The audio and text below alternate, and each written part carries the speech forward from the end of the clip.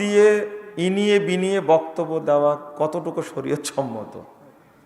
বক্তব্য তো 12টা বাজাইছেন আপনারা, তাই না? আলু কিনতে যায় সুর দেয় না, মাছ কিনতে যায় সুর, 1 কেজি মাছ দেওয়া আমাকে বলে, সব সুর কোন জায়গায়?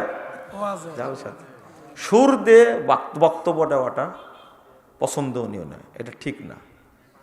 কিছু মানুষ আছে যাদের কণ্ঠ দারুণ, কোরআনের আয়াত পড়লে খুব ভালো লাগে, কোরআন এবং সুন্নাহ ভিত্তিক কথা বলেন সুন্দর করে, এটাতে যথেষ্ট।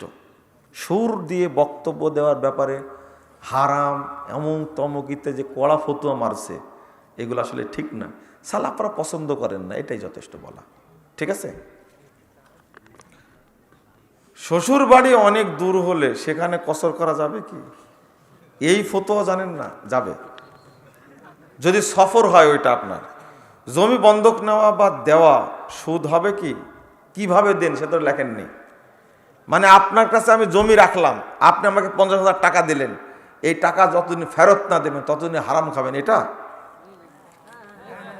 কি বুঝাইছেন? এবার তাজা হারাম এটা। সি সি সি সি, এই ফতোয়া জানেন না আজ পর্যন্ত?